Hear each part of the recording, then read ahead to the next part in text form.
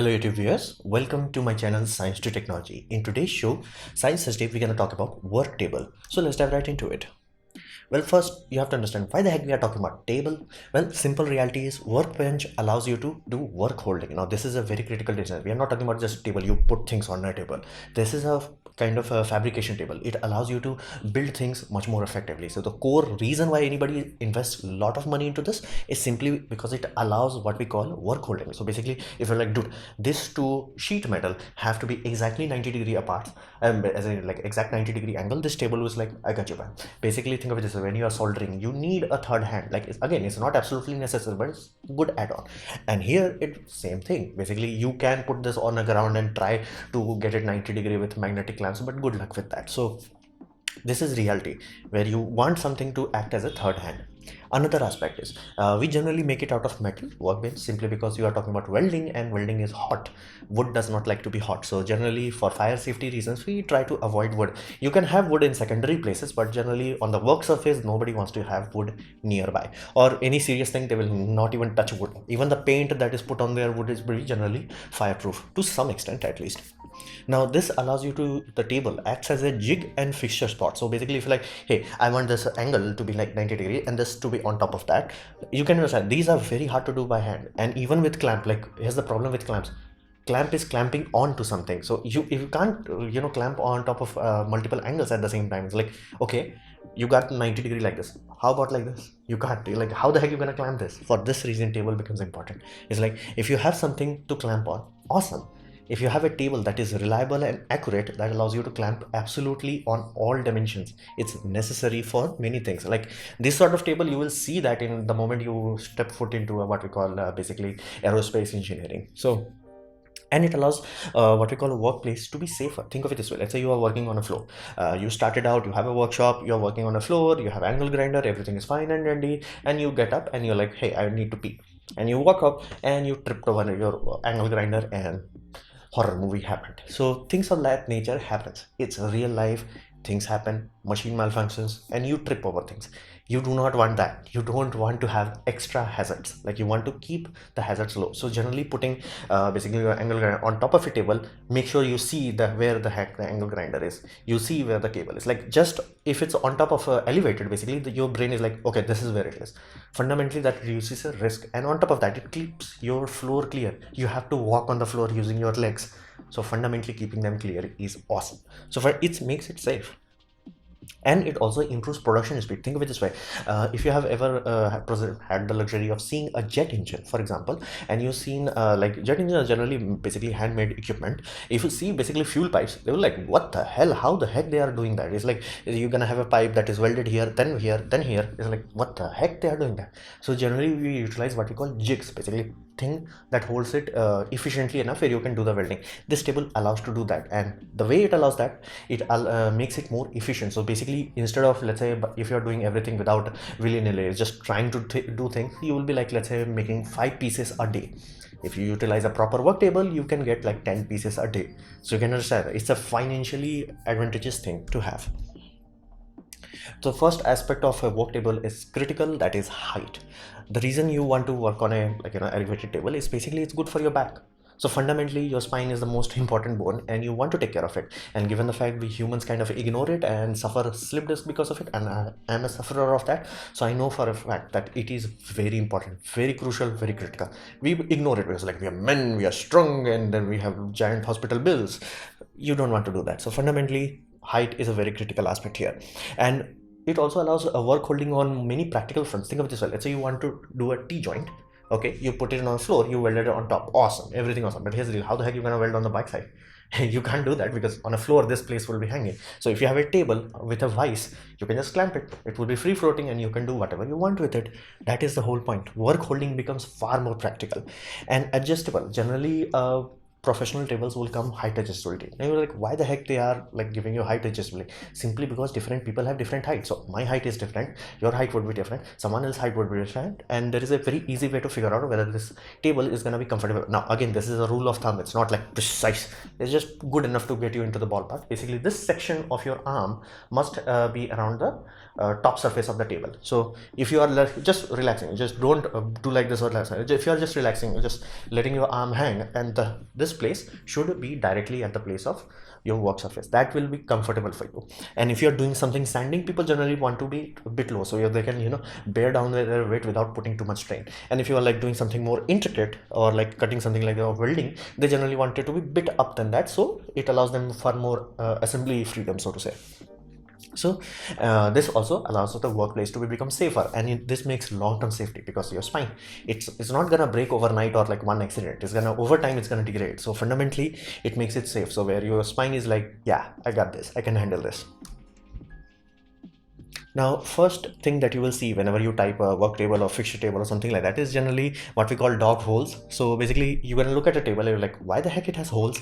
And why the heck those holes are in a pattern?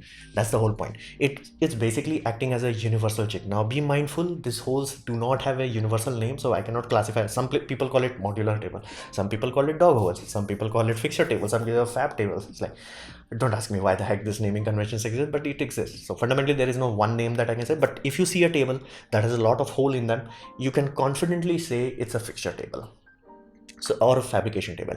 So what does that allow? So somebody came up with the idea, you want to work on pieces. Now those pieces could be of any size. You could be working on a piece that is, let's say, 5 centimeters across, or you can be working on something that is 5 inches across. So you want to have a table which has flexibility like you. So how do you achieve flexibility? Mathematics. You apply a grid, and every place is like a certain distance apart. So you drill a hole. So you draw a point, basically a point every 1 inch. So you take 1 inch, 1 inch, 1 inch, or 2 inch, 2 inch, 2 inch. You make a complete grid out of that, and each of those crossing points, basically you made a grid, each crossing point you drill a hole, and those hole will be fixed. So basically each hole would be a fixed diameter. So you could have 16 millimeters, 10 millimeters, or like sometimes big, like big heavy things, so you could have like 20 mm. So those will be what we call pegs or dogs or something like that. So those will be standardized. So there will be a standard. If you are working on a company, they will specify, hey, all our tables are like this kind of standard, and every accessories will be fine-tuned and made for just to work with that kind of standard. So fundamentally, what does that mean? That simply means you're gonna go there and you're like, hey dude, I need a 90 degree. It's like, okay, buy this 90 degree and clamp it down. Awesome. And that's the whole interesting part of these holes, is like it allows you to work with any number of pieces at any number of configuration. So that is the whole point. It allows you to make a removable custom jig. So you're like, okay, I'm making this 45 degree angle pipe, and it needs to be 90 degree. And many times we don't think about this, like why the heck you have to go through so much trouble, and these tables are expensive as hell, like thousands of dollars. It's like, bro, that's chump change for us. It's like, start with like $5,000. So fundamentally, why the heck spend so much money? Simply because of precision. Think of it this way. Let's say you have a 45 degree and you mated a plate with it. It's like, okay, this is the welded table, welded base plate of that. You send it to another person. It's like, okay, I'm gonna put this in my generator or thing of that nature. How do you know whether this is gonna work or not? That can only be achieved if both of you are working on an absolute unit. Like if this is 90 degree, this is 90 degree. It's not 90 degree to my machine. No, absolute 90 degree. To achieve that, you need every place where you're working to be absolute.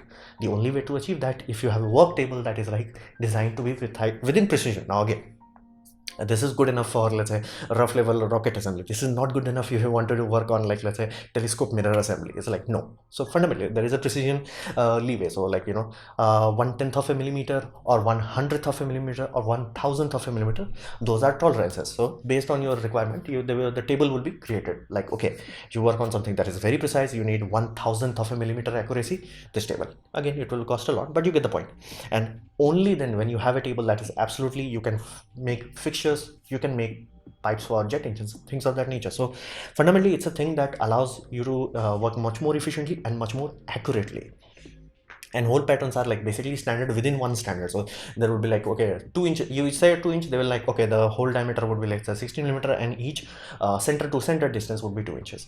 And sometimes you don't even have to buy this. Like if you have a laser cutter or even a plasma cutter, and good, or maybe even not even plasma cutter, you just have a good magnetic drill, you can just drill out reliably, accurately enough, and it won't be absolutely precise, but it will be more than enough and much better than working on a floor. So that's the whole point. And there are accessories that are like mass produced by multiple companies, and they are universal. So if they say like these are designed for, let's say, 16 mm docks, it will work. It does not matter whether it's from one company or another. So that's fixture table. It's like an expensive puppy, but useful.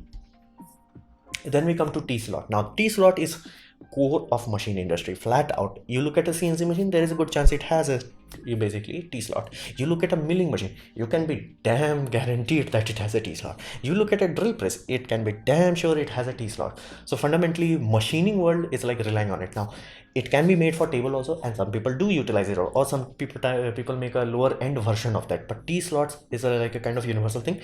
Now T-slot allows you two critical things. First, it allows you to drag a bolt anywhere, basically along the channel you can have bolt any place, and it allows you to twist it without spinning, because you can't go from the bottom. That's the critical aspect. That's why the T is designed in a very critical way. So sometimes you could have a carriage, or sometimes the width would be designed in such a way that you can slot a bolt, it will not spin. So basically, if you look at a nut, it has a two parallel side, and those parallel side are much closer. So let's say the parallel side would be 12 millimeter, but edge side, vertex to vertex, would be 13 millimeter. So it will be designed to be 12 millimeter. So you can slide it, but you can't rotate it. What does that mean? That simply means you can slide the bolt across and tighten nut without needing to go from the bottom. It's like, you don't have access to both sides. So that's why T-slot is so important.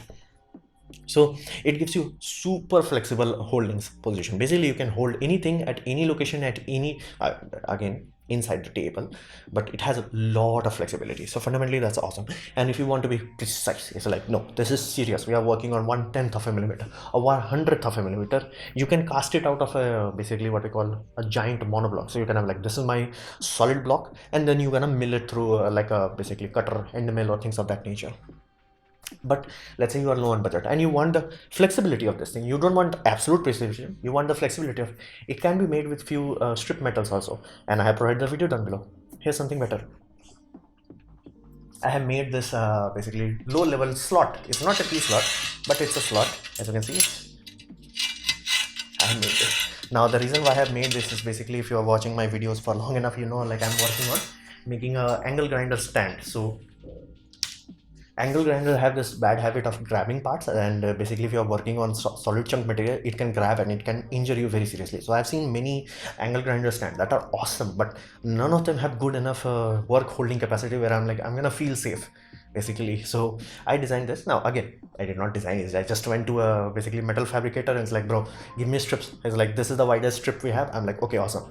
Weld the strips, basically weld the strips exact distance apart, and I just gave them the bolt to like, okay, just keep them. It's super simple. Now this is a slot system, not a T-slot, so nut can rotate. So I have to basically hold the top side and then spin the nut, otherwise it will simply spin on the bottom. That's why it's not it's slot, better than nothing, but it's not T-slot. So why didn't I make T-slot? I think this costed me 700 rupees. It may cost a much lot if I want to try to achieve a full T-slot kind of situation. And again, I did not find a strip that is like, I need a strip and another strip that is 6 millimeters shorter than that. So fundamentally, and because India is still working on imperial system, there is no place where I can find that. So again, if I find a metal strip that is exactly fits my ratio, awesome, then it's awesome. But otherwise, I have to find something that is much smaller and then do a lot of tedious welding. Again, I'm not going to do the welding, the metal fabricator is going to do that, but you get the point. It will cost me a lot. And if my angle grinder works out and then I'm annoyed by the fact that this is not a proper T-slot, I might make it into a T-slot. And I have provided a video down below, so you can check it out. And if you want to do it, it is doable thing. And if you don't want to spend too much money, you can build something like this slot system. It's not awesome, but it's better than nothing, and much better than if you don't don't have any work holding ability right now. So that's the whole point, is you can be made by just metal strips. Now, one thing you have to understand, many times when we come out of college or like mechanical engineering college, is like, what to do now? There's a very serious gap before you actually get a job. Or maybe you just want to start out like, okay, I want to open my small fabrication shop because there is not enough competition here, and I want to work on my own town and stay with my family. And many people want to do that, specifically after the world ended in 2020. So most people are no longer like, let's go into big giant human cesspool known as large city. So maybe you want to do that. Then how the heck you will start? This is the first project, because fundamentally making a table should be within your reach if you are offering your services as a metal fabricator. So fundamentally it's a beginner level task. Now again, precision, that will take time. So at the first table you're gonna make, it will be only good to, let's say, 1/10 of a millimeter. Then the second table you will make 1/100th of a millimeter. Then 1/100th of a millimeter, then you can go to 1/1000th of a millimeter. It will take time to reach that level of precision, but it would be better than nothing, and it is a very good investment of time, because if you do a proper table, it will help you to do other things much more efficiently, and it allows your tailor-made feet. For example, let's say most tables sold in India would be, let's say, 3 feet by 6 feet. Again, if you have a big large space, it's awesome. But what if you have a narrow space and you're like, bro, I instead of 3 feet I need 2 feet? They're not gonna sell you a 2 feet because it's not made, it's not manufactured, it's not in the slot. So you can custom made it based on your requirement. And parts, you can figure it out. So like for example, how the heck I've made this stuff. Like I had a requirement, and then I simply went, it's like, what do you have in the stock, so I don't have to like custom order or things of that nature. Like, what do you have? And like the slot spacing is directly made on the bolts that I can buy in the shop nearby. Heck, it may be that bolts are rare or hard to find. I did not care about it because simply I can go there and buy. So you get the point. It's like based on your requirement, you can design it however you choose to. And it's much cheaper than pro level. Not because like pro companies are like ripping you off, simply because shipping is expensive. And these things are heavy, and like big ones, they can go in ton. So fundamentally they are expensive because of the shipping requirements. And again, if you want a precise table, it's shipping becomes 10 times harder. They cannot just drop it anywhere. You can drop things on the table. Table is like, I got this. But if you drop the table itself, it's like, bro, my accuracy and squareness and all flatness, all this will disappear. So you can understand it's fundamentally difficult thing to do.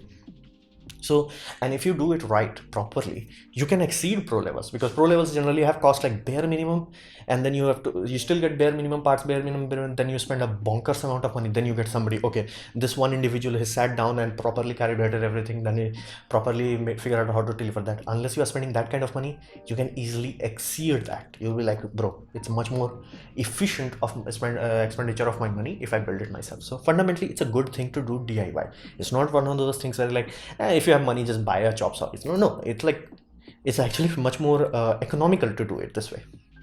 So this was my presentation on work table. So this was my presentation on basically work table. I hope, yeah, I know it's a bit of boring topic, but I hope you liked it, learned from it. In that case, if that is true, please click the like button, share it amongst your friends. That will help me a lot. If you didn't like it, didn't enjoy it, I urge you to press dislike.